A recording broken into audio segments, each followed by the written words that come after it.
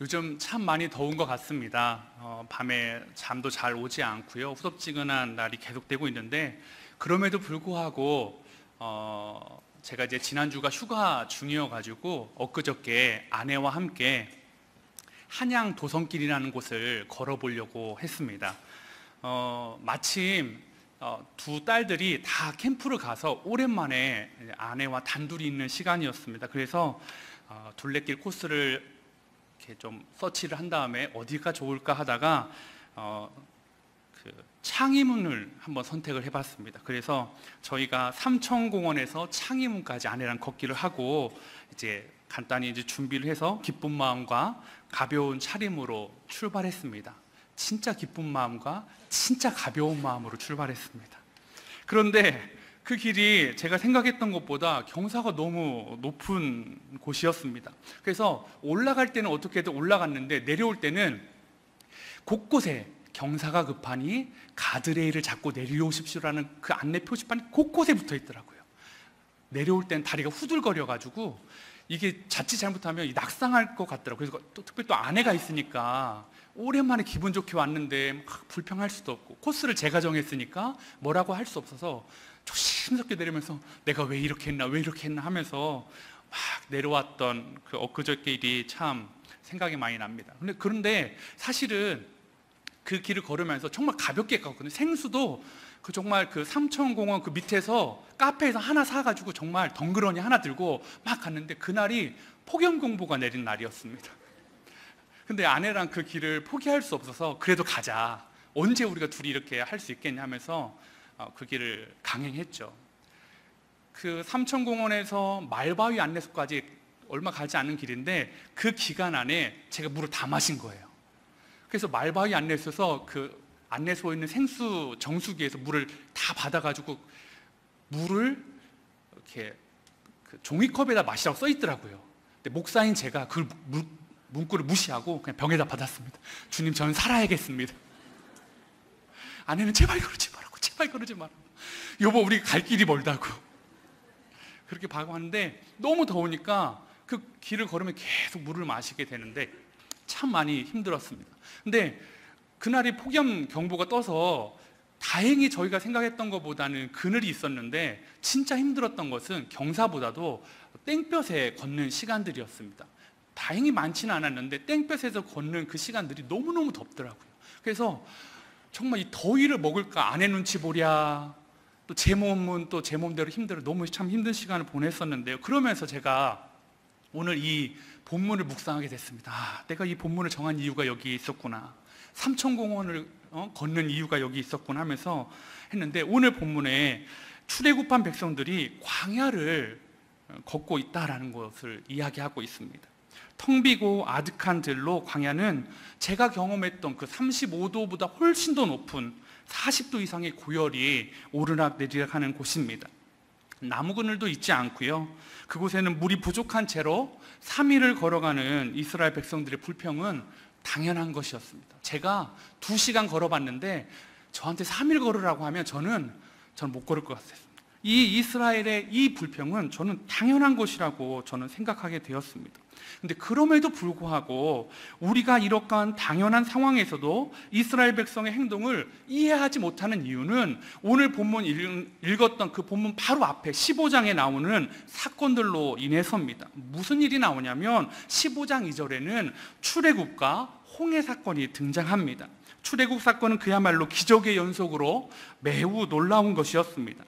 이러한 출애굽 사건을 직접 겪은 이스라엘 백성의 분위기는 완전 흥분의 도가니였습니다. 그래서 15장에서 시작하자마자 그 흥분을 모세가 찬양으로 하나님 앞에 올려드리고 있습니다. 모세의 찬양이 끝난 다음에는 모세의 누나인 미리암이 또 역시 찬양을 하고 있습니다. 그 찬양이 끝나고 3일 후에 지금 이러한 상황이 벌어진 것입니다. 축제의 기쁨은 수르광야에 들어선 지 딱 3일 만에 사라져 버렸습니다. 마치 뜨거운 구원의 감격과 감사와 식어져 버린 불평과 의심의 대결로 보여지고 있습니다. 뜨거웠던 구원의 감격과 감사는 며칠 만에 식었다고요? 3일 만에 식어버렸습니다. 출애굽과 홍해 사건을 뒤엎을 만한 재앙이 그들에게 있었던 것이 아닙니다. 10가지 재앙이 있었던 것이 아닙니다. 그들에게 너무나 힘든 일이 있었던 것이 아닙니다. 다만 광야는 3일 만에 백성들의 마음을 완전히 바꾸어 놓았습니다. 그래서인지 이 힘든 상황들을 우리는 인생의 광야라고 비유하는 성도님들을 많이 볼 수가 있습니다. 우리가 고통으로만 생각하는 광야에 대해서 성경은 뭐라고 말하고 있는지 제가 여러분과 말씀을 좀 나누고 싶습니다. 먼저 성경이 말하는 광야, 그 첫 번째는 인간이 경영하는 땅이 아니다라고 이야기하고 있습니다. 월터 브루그만이라는 학자가 있는데요, 그가 그에 져서 더 랜드에서 다음과 같이 말하고 있습니다. 광야 40년 기간 중 이스라엘 백성은 인간이 경영할 수 있는 땅을 사모했다. 한 번 더 읽겠습니다. 광야 40년 기간 중 이스라엘 백성은 인간이 경영할 수 있는 땅을 사모했다. 그러나 그것은 광야와 하나님에 대한 오해에서 나온 것이다. 광야는 인간이 경영하는 땅이 아니다. 그것이 광야와 평지의 차이이다. 광야는 인간이 경영할 수 있는 땅이 아니라 하늘로부터 선물로 받은 땅이다. 이스라엘은 항상 선물로 받은 땅에서 인간이 경영하는 땅을 꿈꾸었다. 한 번 더 읽겠습니다. 이스라엘은 항상 선물로 받은 땅에서 인간이 경영하는 땅을 꿈꾸었다. 그러나 생명은 오로지 선물로 받은 땅에만 있다. 이스라엘 역사가 그것을 보여준다. 월터 브루그만은 이스라엘이 선물로 받은 땅을 걸으면서 인간이 경영하는 땅을 꿈꾸었다라고 이야기하고 있습니다. 이스라엘 백성의 꿈은 이루어질 수 없는 꿈입니다. 혹 우리도 그 이루어질 수 없는 꿈을 꾸고 있는 건 아닌가 돌아봐야 될 것 같습니다. 이스라엘 백성은 광야의 여정에서 어려움이 있을 때마다 환애굽을 생각했습니다. 애굽으로 돌아가는 걸 생각했습니다. 애굽이 어떤 땅입니까? 애굽은 인간이 풍부한 물과 치수 등으로 인간이 경영하는 땅의 대표지였습니다. 특별히 이스라엘 백성이 머문 고센 땅, 나일강의 삼각주 지역으로 매우 비옥한 곡창지대였습니다. 그러한 곳을 보고 430년을 살아온 이스라엘 백성의 광야는 너무나 보잘것없고 쓸모없는 그런 땅으로 비춰졌을 것입니다. 이스라엘 백성은 430년의 노예 생활을 통해서 인간이 경영하는 땅의 극치를 경험하고 보고 나왔던 것입니다.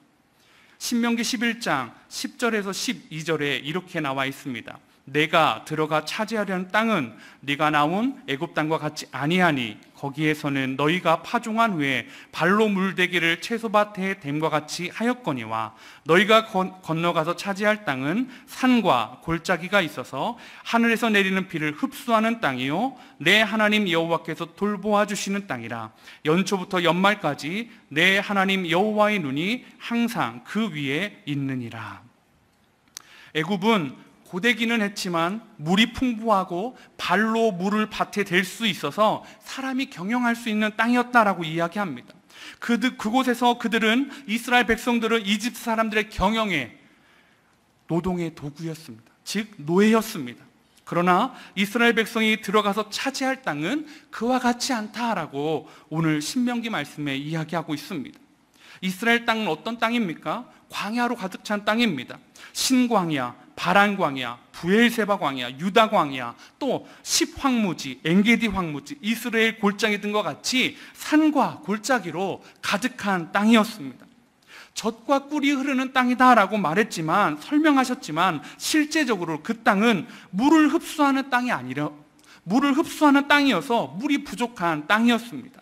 나일강과 비교할 수 있는 큰 강도 없는 땅이었습니다. 즉 광야는 가나안 땅은 결핍으로 얼룩진 산지라는 것입니다. 그 자체로는 아무것도 할 수 없는 빈곤의 땅입니다. 그래서 그곳에서는 하늘을 우러러보며 이른 비와 늦은 비를 기다릴 수밖에 없는 땅이었습니다. 그곳은 하나님이 돌보아 주시는 땅이며 여호와의 눈이 항상 머무는 땅이다라고 말하고 있는 것입니다. 그렇지 않으면 살아갈 수 없는 땅, 그곳이 가나안 땅이었습니다. 애굽이 자기의 힘으로 살아가는 땅이었다면 광야와 가나안 땅은 하늘을 우러러보며 무릎을 꿇고 두 손을 하나님께 올려드리며 하나님 우리에게 은혜를 베풀어 주십시오라고 간구해야 되는 그런 땅이었다라는 것입니다. 이스라엘 백성은 인간이 경영하는 땅을 떠나서 지금 하나님이 경영하는 곳으로 이동하고 있는 것입니다. 그러나 우리가 광야를 얘기할 때는 좀 다른 의미로 이야기하는 것을 우리는 종종 볼 수 있습니다. 우리가 생각하는 광야, 우리가 말하는 광야는 무엇입니까?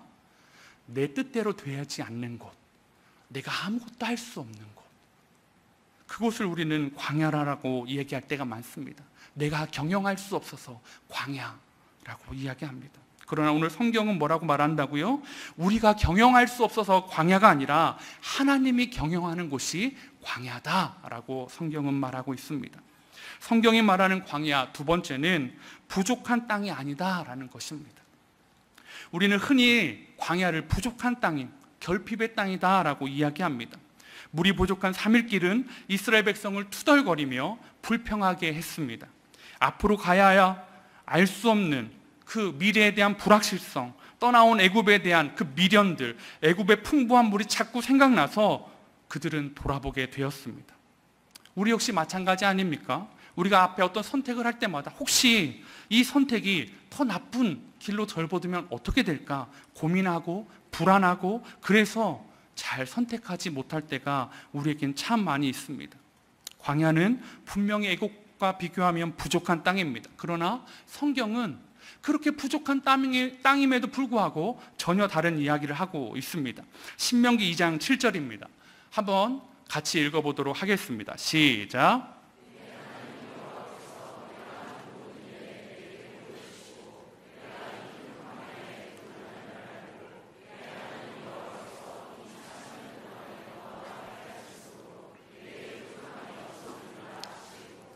신명기 2장 8절에 이 큰 광야를 뭐라고 얘기하십니까? 이 40년 동안에 너와 함께 하셨으므로 네게 부족함이 없었다. 광야는 그들에게 부족함이 없는 땅이었습니다. 그런데 우리는 자꾸 광야를 부족한 곳이다 라고 이야기하는 것인 거죠. 광야가 부족함이 없는 땅인 이유는 비옥해서가 아닙니다. 결핍이 없어서가 아닙니다.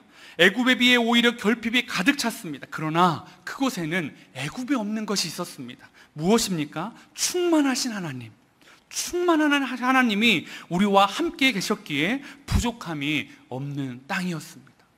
애굽에 없는 게 광야에 있었던 게 또 있었습니다. 무엇이 있었습니까? 구름 기둥과 불 기둥이 있었습니다. 또 무엇이 있었습니까? 만나가 있었습니다. 또 무엇이 있었습니까? 40년 동안 의복이 헤어지지 않게 해주셨습니다. 또 발이 부르트지 않게 하나님이 도와주셨습니다.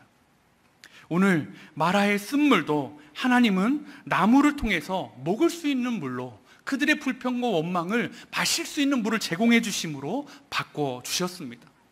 그리고 거기에만 머무는 것이 아니라 또 여행길을 통해서 엘림이라는 곳에 가서는 샘 12를 통해 온 백성들이 마시고도 남을 수 있는 물을 주시면서 풍족하게 채워주시는 하나님을 보게 하십니다.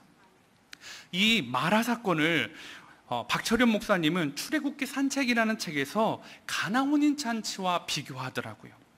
왜냐하면 이 지금 마라 사건이 출애굽 후 3일 길을 걸어가면서 나온 길인데, 이 요한복음 2장 1절에 보니까 이렇게 나와 있습니다. 사흘째 되던 날 갈릴리 가나 혼례가 있어 예수의 어머니도 거기 계시고.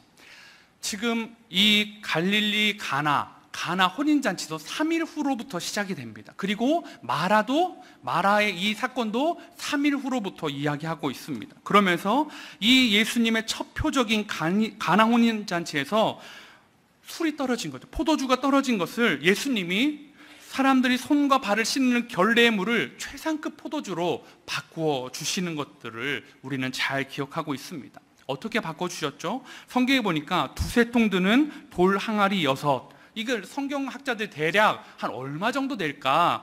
두세 통 드는 돌 항아리 6을 하면 지금으로 보면 한 500에서 700리터 정도 된다고 하더라고요. 그러니까 500에서 700리터 되는 큰 많은 포도주를 그들에게 제공했다라는 것입니다. 그들은 그 포도주를 먹고 충분히 누릴 수 있는 양의 포도주를 예수님이 그들에게 제공하신 것이었습니다. 가나 혼인잔치의 결과는 성경을 이렇게 이야기합니다.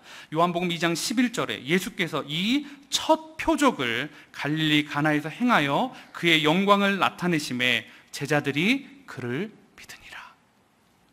첫 표적이었습니다. 예수님의 공생의 첫 사역으로 이 첫 표적으로 부족함을 채워주시고 제자들이 예수님을 믿는 일들이 발생했습니다. 그런데 이 오늘의 마라 사건도 그와 유사합니다. 마라 사건을 통해 하나님은 그들의 부족함을 채워주시고 하나님이 어떤 분이신지를 보이시고 광야 생활 동안 하나님을 신뢰하라고 말씀하고 있는 것입니다. 사랑하는 성도 여러분, 광야는 부족하지만 전혀 부족하지 않은 땅입니다. 동의하십니까?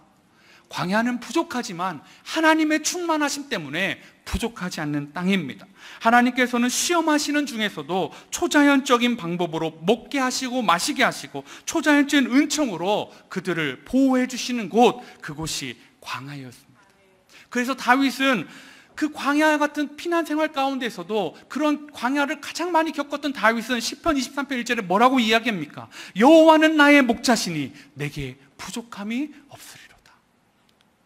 다윗은 광야여서 힘들었습니다. 하나님 왜 나를 광야로 내치셨습니까? 왕이 되는 거 좋은데 왜 하필 광야였습니까? 그 땅은 빈곤한 땅이었습니다. 그 땅은 너무 힘든 땅이었습니다가 아닙니다.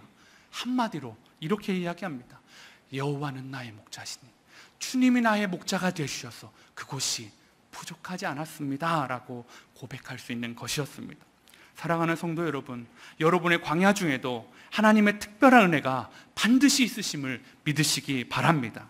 그래서 여러분의 광야에서도 목자이신 예수님으로 인해 부족함이 없는 광야가 되시기를 간절히 축원합니다.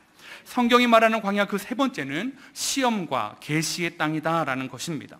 출애굽기 15장 25절에 보니까 모세가 여호와께 부르짖었더니 여호와께서 그에게 한 나무를 가리키시니 그가 물에 던지니 물이 달게 되었더라. 거기서 여호와께서 그들을 위하여 법도와 율례를 정하시고 그들을 시험하실 때, 광야는 시험 때입니다. 그렇기에 하나님은 광야 첫 사건인 마라 사건을 통해서 이스라엘 백성들을 시험하고 계신다라고 말씀하고 계신 것입니다. 표면적으로는 가나안 땅에 들어가기 위한 시험 때입니다. 그렇다면 숨겨진 이면적으로는 하나님의 백성은 어떻게 살아가는지에 대한 시험 때라는 것입니다. 그러한 광야 시험은 그렇기 때문에 광야 내내 계속 이어지고 있습니다. 사실 이 광야 시험은 훨씬 더 단축될 수 있는 것이었습니다. 출애굽한 후에 1년 반 내지 2년 사이에 이스라엘 백성이 가데스 바네아라는 곳에 도착합니다. 그리고 나서 12명의 정탐꾼을 보내죠. 그런데 10명의 정탐꾼의 말이 원망과 불평이었습니다. 갈렙과 여호수아를 제외한 사람들은 그 시험에서 하나님이 원하시는 결과를 찾아내지 못했습니다. 그 결과 시험의 기간이 1년 반, 2년이야 됐던 것들이 40년이라는 시간으로 더욱 늘어나게 되었습니다. 그러면 그 나머지 38년의 시간들을 그들이 광야에서 잘 시험을 보았느냐? 그렇지 않습니다. 이후에도 백성들은 광야 훈련을 잘 받지 못했습니다. 그러한 백성들의 운명을 모세는 암담하게 예언하고 있습니다. 신명기 31장 29절입니다. 내가 알거니와 내가 죽은 후에 너희가 스스로 부패하여 내가 너희에게 명령한 길을 떠나 여호와의 목전에 악을 행하여 너희의 손으로 하는 일로 그를 경노하게 함으로 너희가 후일에 재앙을 당하리라 하니라. 모세의 예언처럼 그들은 스스로 부패하여 가다가 800년 후에 나라가 망하는 일을 겪고 맙니다. 모세가 무슨 억하심정으로 죽으면서 마지막 고별 설교에 이스라엘을 저주하는 말을 했을까요? 그동안 자신을 신뢰하지 못했던 백성에 대한 섭섭한 마음이 터져나온 것입니까? 아닙니다. 이러한 모세의 예언은 백성들의 광야 생활을 보면서 느낀 것이었습니다. 모세가 보기에 이스라엘 백성은 표면적인 목적으로는 가나안 땅에 들어갔습니다. 표면적인 목적은 이루었습니다. 가나안 땅에 들어갈 것입니다. 그런데 이면적인 목적의 달성은 온전하게 하지 못했다라는 것입니다. 시험을 온전하게 통과하지 못한 이스라엘 백성이 점점 부패할 것은 모세가 보기엔 너무나 당연한 것들이었습니다. 그래서 이스라엘이 망한 이유는 무엇이냐? 광야의 삶을 제대로 살지 못했기 때문이다라는 것입니다. 그렇다고 이렇게 힘들고 어렵고 결과조차도 좋지 않은 광야의 시험이 그러면 왜 우리에게 필요하냐라는 것입니다. 이러한 시험과 훈련을 통해 백성들에게 하나님이 어떤 분이신지를 하나님은 정말 알려주고 싶었습니다. 이러한 시험을 당할 때 우리가 꼭 기억해야 되는 것, 그 시험의 어려움이 아니라, 그 시험의 불합리함이 아니라, 그 시험의 고통이 아니라 하나님의 성품을 먼저 기억하기를 원합니다. 예레미야 29장 11절 이렇게 이야기합니다. 여호와의 말씀이니라. 너희를 향한 나의 생각을 내가 하나니 평안이요 재앙이 아니니라. 너희에게 미래와 희망을 주는 것이니라. 하나님은 시험을 통해 재앙을 주시려는 것이 아니었습니다. 마라를 통해 그들에게 재앙을 주려고 했던 건 아니었습니다. 광야를 통해 그들에게 40년 동안 죽어봐라, 고생해봐라가 아니었습니다. 평안과 미래와 희망, 약속의 땅을 주려는 그 하나님에 대한 확신이 우리에게는 있어야 된다라는 것입니다. 마라 사건을 통해 하나님은 자신이 어떤 분이냐고 이야기하십니까? 나는 너희를 치료하는 여호와라 라고 말씀하고 계십니다. 하나님, 난 너희를 치료하는 여호와라고 계시하고 주고 계신 것입니다. 애굽인들에 내렸던 그 10가지 재앙도 사실은 애굽인들을 대상으로 내려주셨지만 이스라엘 백성들에게 난 이러한 하나님이다 라고 말씀해 주시는 사건들이었습니다. 홍해 사건도 그렇고, 구름기둥과 불기둥도 그렇고, 만나도 그렇고, 메추라기도 그렇고, 나는 너희를 먹이고 너희를 돌보고 너희를 지키고 너희를 반드시 구원하는 여호와 하나님임을 하나님이 계속 이스라엘 가운데 보여주고 계신 것이었습니다. 하나님은 광야의 시험과 계시를 통해서 이스라엘 백성의 삶을 지탱하는 눈에 보이는 것들, 그리고 눈에 보이지 않는 모든 것들이 하나님께로부터 왔다라는 것을 알기를 원하셨다라는 것입니다. 이와 같이 우리가 이 광야를 보면서 우리가 생각하는 것, 광야라는 것은 하나님이 경영하시는 땅이라는 것입니다. 또 무엇이었죠? 부족하지만 하나님 때문에 부족하지 않는 땅이라는 것입니다. 또 하나는 시험을 통해 하나님이 어떤 분이신지 드러내신 땅이라는 것을 우리가 지금까지 살펴보았습니다. 그렇다면 왜 하나님께서 광야는 우리에게 주셨냐라는 거죠. 그러한 광야가 우리에게 왜 필요하냐라는 거죠. 이 광야를 지날 때 사실은 우리의 마음의 깊은 것들이 드러내 보여지는 것 같습니다. 우리 그 마음 깊은 곳에 무엇이 있는지가 보여지는 곳이 광야입니다. 그래서 하나님은 우리에게 광야를 허락하여 주셨습니다. 오늘 말씀의 제목을 광야, 이미와 아직의 땅이라고 제가 잡아보았습니다. 출애굽한 이스라엘이 가나안 땅에 가기 위해 광야가 필연적이듯이 광야는 믿음의 사람들에게 필연적인 것입니다. 우리가 피하고 벗어나기를 원하는 광야가 사실은 피할 수 없는 것이라는 것입니다. 우리가 살아가는 인생 자체가 광야라고 말하고 있는 것입니다. 이 광야를 잘 지나가야 약속의 땅에 기쁨으로 들어갈 수 있습니다. 여러분 스스로에게 한번 물어보십시오. 나는 인생의 광야를 잘 지나가고 있는가?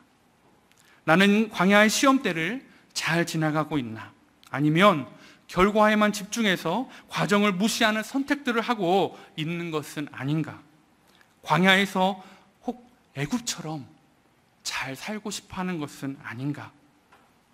저는 목회를 하면서, 특별히 교구 사역을 하면서 성도님들의 다양한 광야를 보게 되었습니다. 광야를 잘 해석하는 분들도 있고요. 우리가 오해하는 것처럼 그렇지 못하게 광야를 해석하고 빨리 벗어나는 것에만 초점을 두고 빨리 행복해지는 것에만 초점을 두는 분들도 많이 보았습니다. 그러면서 자연스럽게 제 인생을 비춰보는 반면교사가 그분들이 되어 주셨습니다. 그러면 제가 잘 광야를 지나가냐? 그렇지 않습니다. 저에게 가장 큰 광야는 2010년 2월 10일이었습니다. 이날은 수요일이었는데요. 벌써 10년 전이네요. 아내가 몸이 좀 좋지 않아서 이제 저만 예배를 드리기 위해서 예배를 드리려고 본당에 들어오려고 하는 그 시간에 전화가 왔습니다. 아내가 전화가 왔더라고요. 그때가 아내가 임신 5개월 때였습니다. 근데 아내가 양수가 터졌다고 연락이 온 겁니다. 그래서 저는 이제 첫째를 낳았지만 그 양수가 터진 게 얼마만큼 심각한 것인지 어떤 결과를 가져오는 잘 모르기에 양해를 구하고 집으로 돌아갔습니다. 근데 아내를 보면서 불안했던 것은 아내가 양수가 터진 걸 다 깨끗이 닦고 옷을 갈아입고 준비하고 있더라고요. 애써 침착하려는 표정은 보이지만 불안하고 두려운 마음으로 남편을 기다리고, 그래서 저 역시도 아내를 데리고 늘 다니는 산부인과 병원으로 갔습니다. 의사 선생님이 아이의 심장 소리를 들려주면서 아이가 살아있는 걸 확인시켜 주셨습니다. 감사했습니다.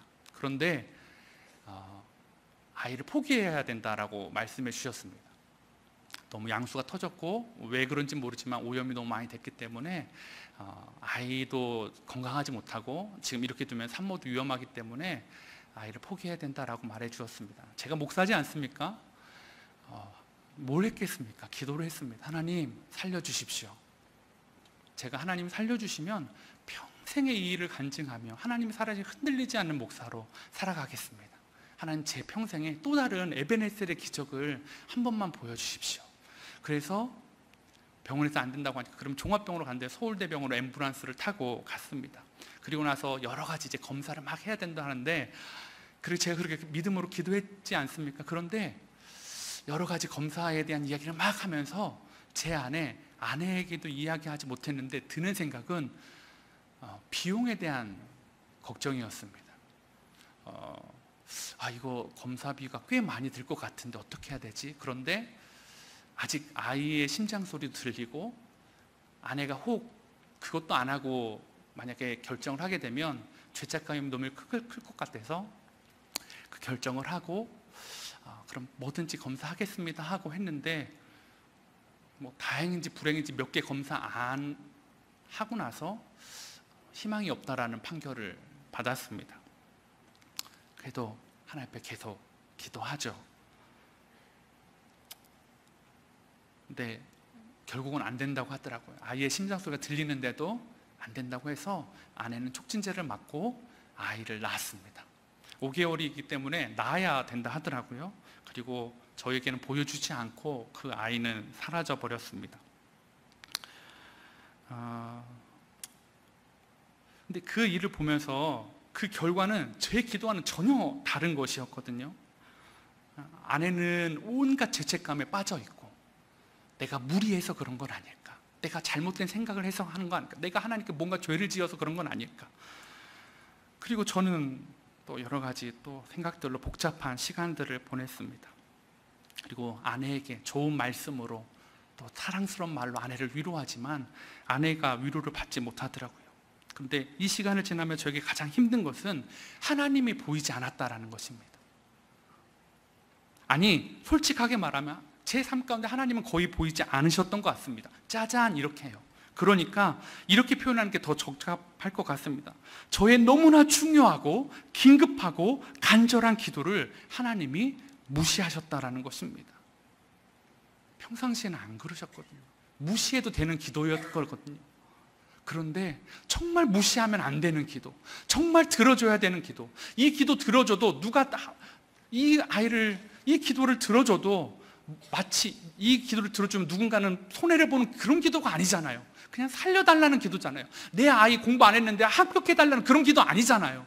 그런데 하나님이 무시하셨다라는 것입니다. 그래서 방황했습니다. 그 광야에 제 신앙의 수준이 완전히 밝아져 버렸습니다. 정신이 들며 아내와 태중의 아이를 돈으로 계산했던 그 시간도 너무나 부끄러워졌습니다. 선택의 순간에 고민하게 만드는 저급한 모습은 병원비를 결제하면서 한없이 부끄러워졌습니다. 부모님이 또 돕는 손길로 여기저기서 하나님이 그 병원비를 채워주셨기 때문입니다. 그런데 저는 그래도 하나님이 원망스러웠습니다. 제가 원한 건 병원비가 아니잖아요. 하나님 아이를 살려주십시오라고 기도했는데 하나님은 제가 원하는 방향이 아니라 전혀 다른 방향으로 상황을 만드시고 종료하셨습니다. 제 감정은 정리될 틈이 없이 종료시키셨습니다. 그리고 네 감정은 네가 해결해라, 네 아내는 네가 알아서 책임져라 라는 그러한 버림받은 느낌을 저는 받았습니다. 그러면서 이스라엘 백성과 같은 마음이었습니다. 왜 그러셨을까? 왜 이렇게 나오게 하셨는데, 왜 이집트에서 탈출하게 하셨는데 왜 말하는 웬 말인가? 왜 물은 없는 것인가?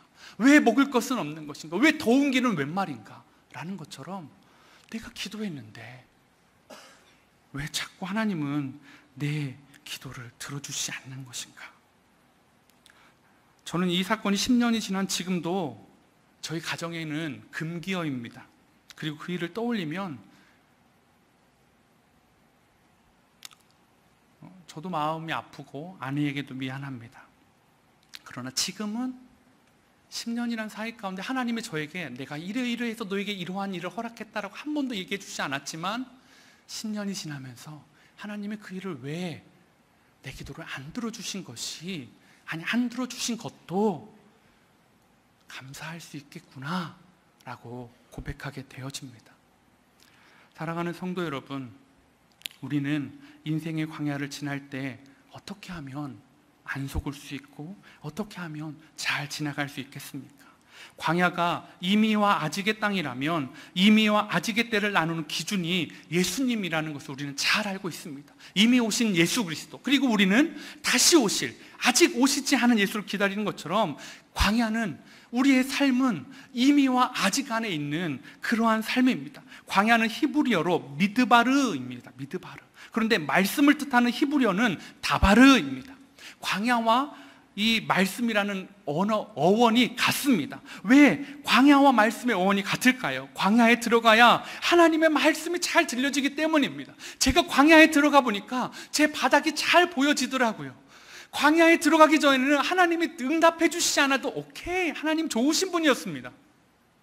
그런데 광야에 들어가 보니까 이건 반드시 나한테 있어야 되는 건데, 하나님이 들어주셔야 되는데 하나님이 주셔야 되는 거 안 주시니까 방황하게 되더라고요.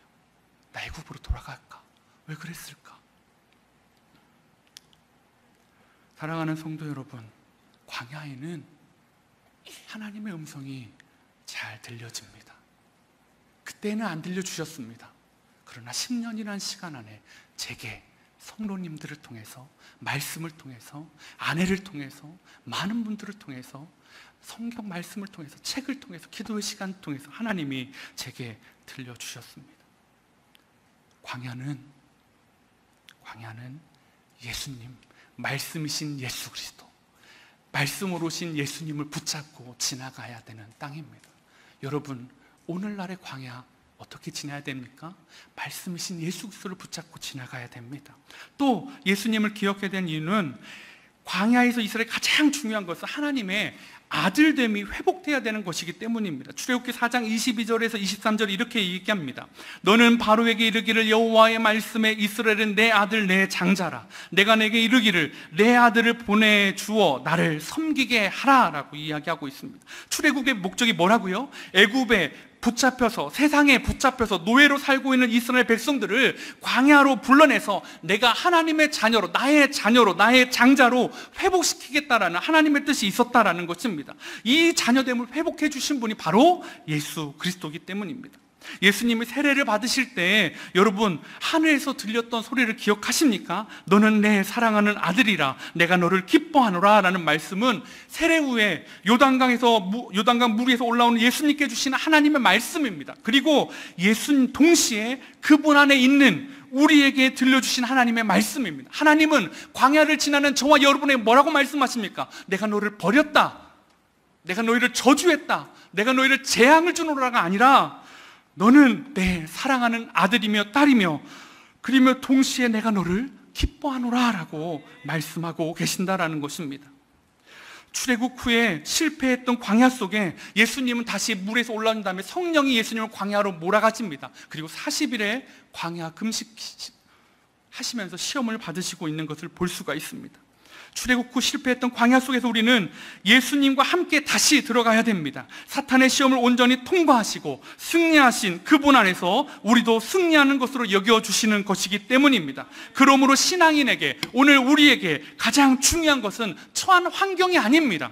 처한 환경이 아니라 하나님을 신뢰하는 것입니다. 예수님을 바라보는 것입니다. 예수님을 붙잡는 것입니다. 여러분 믿으십니까? 예수님만이, 그래서 이미와 아직의 땅인 지금을 살아가는, 광야와 같은 현실을 살아가는 여러분과 저에게 오직 유일한 답이 되실 수 있는 것입니다. 손희영 목사님은 광야와 하나님의 나라라는 책에서 이렇게 이야기하고 있습니다. 하나님 나라를 산다는 것은 현실에서 광야를 살아내는 것이다. 하나님 나라를 산다는 것은 현실에서 광야를 살아가는 것입니다. 아담의 실패 이후로 모든 인간에게 광야가 주어졌다. 하지만 우리는 도시의 불빛 속에서 그 광야를 잊고 산다. 인간의 실존적 불안이 낳은 강력한 이기심과 자기 중심성은 믿음, 구원, 천국, 복의 의미를 바꾸어 버리고 하나님마저도 금송아지로 대체한다. 이 모든 것은 예수님이 사셨던, 그리고 우리를 이끄시는 광야에 주목하고 그곳으로 나아갈 때 원래의 자리를 찾게 될 것이다. 사랑하는 성도 여러분, 하나님의 나라를 산다는 것 복 받는 거 아닙니다. 하나님의 나라를 산다는 것, 하나님 때문에 누구보다 더 잘되고, 하나님 때문에 누구보다 건강하고, 하나님 때문에 누구보다 더 높은 지위를 유지할 수 있는 것 아닙니다. 하나님 나라를 산다는 것, 현실에서 광야를 살아내는 것입니다. 우리의 인생의 광야길은 예수님과 함께하는 여정입니다. 광야를 피하려고 하나님을 믿지 마십시오. 광야를 잘 지나가야 됩니다. 믿는 자들의 광야는 꼭 필요한 것입니다. 광야가 없는 신자는 길을 잃어버린 사람이거나 아니면 가짜 신자일 수밖에 없습니다. 하나님을 금송아지로 대체하는 거짓 신앙에 속지 마십시오. 믿음 생활이 광야 생활입니다. 여러분, 그 광야 생활 가운데 많이 지쳐 계십니까? 하나님께 간절히 기도하는데 하나님이 응답하지 않으십니까? 그러나 꼭 기억하십시오. 마치 광야에서 놋뱀이 장대에 높이 들려 올린 것처럼, 그 장대에 달린 놋뱀을 보는 자마다 살아났던 것처럼, 오직 광야에서 예수 그리스도를 보는 자마다 살아나고, 예수 그리스도를 믿는 자마다 구원을 얻고, 예수 그리스도를 통하여 능력을 얻는 사람임을 꼭 믿으시기 바랍니다. 오늘 이 믿음을 가지고 우리 찬양을 함께 하시길 원합니다. 주가 보이신 생명의 길, 나 주님과 함께 상한 마음을 드리며 주님 앞에 나아가리. 우리 이 찬양을 부르면서 우리의 마음을 하나님 앞에 고백하며 나아가도록 하겠습니다. 주가 보이신 생명의 길, 나 주님과 함께 상한 마음을 들이며 주님 앞에 나의 의로움이 되신 주, 그 이름 예수, 나의 길이 되신 이름 예수. 나의 길 오직 그가 하시나니, 오직 그가 하시나니. 나를 단련하신 후에 내가 정금같이 나오리.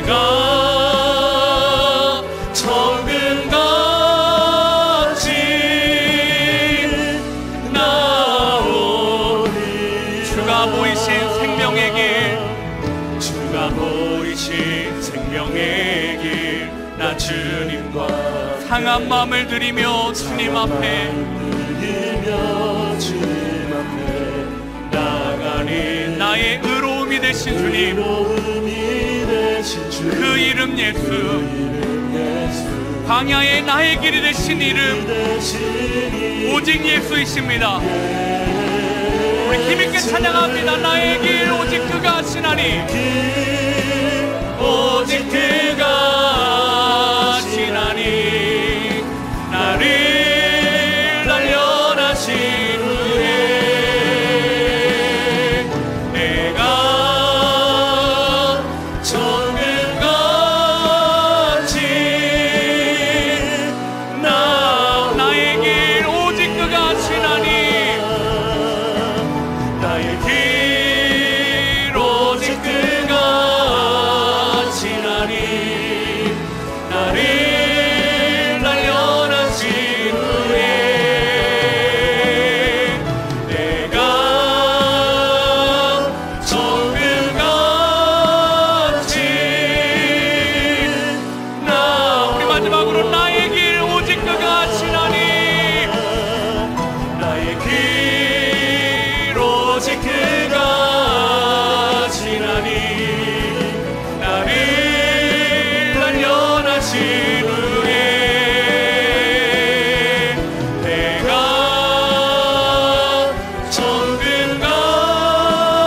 다시 나오리라. 우리 시간에 한번 같이 기도하길 원합니다. 믿음 생활은 하나님 때문에 더 잘되고, 하나님 때문에 아프지 않고, 하나님 때문에 복받고, 하나님 때문에 취업하고, 하나님 때문에 좋은 남자 만나고, 하나님 때문에 좋은 아내 만나고, 그렇게 사는 것이 아닙니다. 믿음 생활은 광야 생활입니다. 사랑하는 여러분, 믿음 생활은 정금같이 나오는 광야로 던져지는 것입니다. 오늘 이 시간 기도할 때 하나님, 우리는 광야에 대해서 오해했습니다. 내 뜻대로 경영되지 않으면 그것이 광야라고 했는데, 하나님의 뜻이 이루어지면 그것이 광야임을 고백합니다. 하나님, 부족한 것이라고 해서 광야라고 생각했는데, 하나님 때문에 부족하지만 부족하지 않은 것이 광야입니다. 하나님으로 인하여 하나님이 어떤 분이신 나에게 말씀하시는 곳이 광야입니다. 오늘 그 광야를 잘 살아갈 수 있는 힘을 달라고 우리 시간 한번 같이 통성으로 기도하며 나아가도록 하겠습니다. 기도하시겠습니다. 하나님 아버지, 은혜를 구하며 앞에 나아갑니다. 하나님 아버지, 은혜를 구합니다. 하나님, 우리는 광야를 하나님 내 뜻대로 되지 않으면 광야라고 했습니다. 하나님 내 뜻대로 이루어지지 않으면 광야라고 했습니다. 불안이라고 했습니다. 힘들다고 했습니다. 하나님, 왜 나를 이 고난 가운데 가능성을 선언하냐고 하나님 고백한 예가 너무나 많았음을 고백합니다. 하나님, 그러나 광야는 아버지 내 뜻대로 경영하는 곳이 아니라 하나님의 뜻이 이루어지는 곳이 하나님의 뜻이 경영하는 것임을 하나님 믿으며 앞에 나아갑니다. 하나님, 모든 것이 부족하지만 하나님 때문에 부족하지 않고 말할 수 있는 곳임을 고백합니다. 하나님, 여호와의 은혜를 주시옵소서. 아버지, 은혜를 주시기를 원합니다. 하나님, 오늘 오후 예배 가운데 오늘 사랑하는 성도님들에게 하나님 광야를 건너갈 힘을 주시옵소서. 예수 그리스도가 보여지는 우리 성도님들 되기를 원합니다. 광야 가운데 예수를 붙잡을 수 있도록 하나님 도와주시옵소서. 하나님, 예수님이 보이지 않으면 길을 잃어버릴 수밖에 없습니다. 이미와 아직의 땅을 걸어갈 때에 예수 그리스도가 우리의 기준이 됨을 고백하오니 하나님 아버지, 이 광야 가운데 오직 예수 그리스도로 말미암아 능력으로 말미암아 견뎌낼 수 있는 힘을 허락하여 주시옵소서. 하나님, 가난에도 견디게 하여 주시고, 육체의 연약한 가운데도 견딜 수 있는 힘을 주시고, 하나님 아버지, 우리의 실패 가운데도 견딜 수 있는 아버지 은혜가 있을 수 있도록 하나님 도와주시옵소서. 그래서 결국에는 이 광야 시험을 다 마친 후에 주님과 같이 그 영광스러운 하나님 나라에 하나님 들어갈 수 있는 은혜를 그러는 주시길 원합니다. 하나님, 우리 성도님들을 불쌍히 여겨 주시옵소서. 하나님, 광야를 건너가는 성도님들에게 하나님의 손이 보여지길 원합니다. 푸른 기둥을 허락하여 주시길 원합니다. 푸른 기둥을 보여주시길 원합니다. 만나와 미추라기를 먹여주시길 원합니다. 하나님 아버지, 인도하여 주시길 원합니다. 나의 길 오직 그가 하시나니. 우리 다 같이 일어나며 찬양하겠습니다. 우리 다 같이 일어나셔서 나의 길 오직 그가 하시나니. 나를 단련하신 후에 내가 정금같이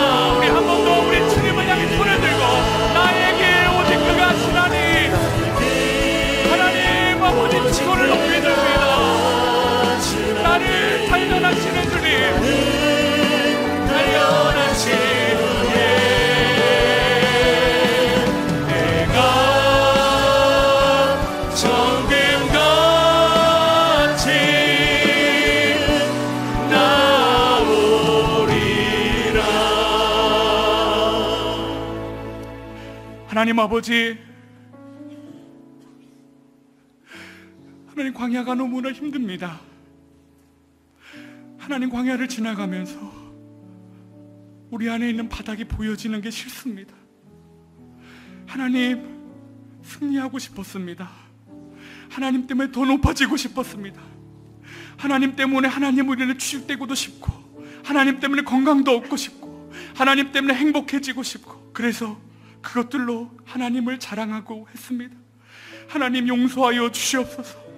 하나님 그것들로도 하나님을 자랑할 수 있지만, 하나님 그것들로는 하나님의 온전한 하나님 우리가 나타낼 수 없기에, 세상에는 우리보다 더 부자도 많고, 우리보다 더 건강한 사람도 많고, 우리보다 더 잘난 사람도 많아서 그걸로는 하나님을 자랑할 수 없는데, 하나님 그것만 달라고 했습니다.